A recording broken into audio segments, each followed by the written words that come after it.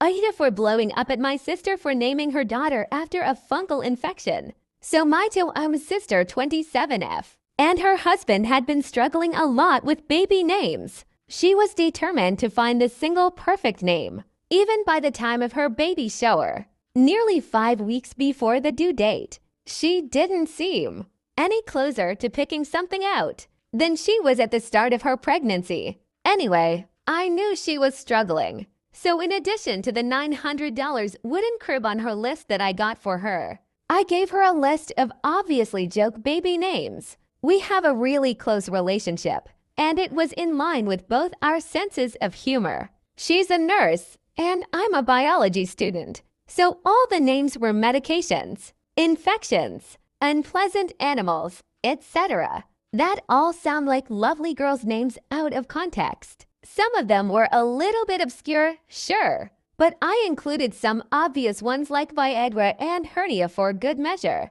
2 weeks later, she told me she and her husband had finally settled on a name, Malassezia. The baby's name is Malassezia, one of the names on my joke list. Outside of the immediate issues nearly impossible to pronounce on the first try, the S smack dab at the middle of it, the first syllable being mal, literally meaning bad or evil. It's also the name of a very common fungal infection, one that my sister and I are both genetically predisposed to. Asterisk one that we've both had multiple times throughout our lives. Asterisk. Her daughter will almost certainly catch it at some time. I pointed it out to her, and she said that yes, she knew what it meant, and she knew my list was intended to be a joke, but she just really liked the way it sounded. I don't think the husband knows what it means. I think he'd reject it if he did. She says that it's so obscure that no one will ever think twice about it,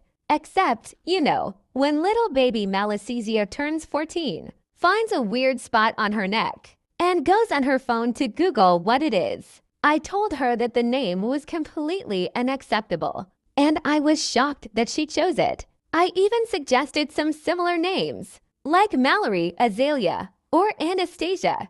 That would be more acceptable, but she wouldn't hear it. She said that since I'm not one of the parents, I have no business telling her what she can and cannot name her child, and that I'm stepping way out of line. I think it's pregnancy hormones, and she regret the decision very soon after her daughter is born.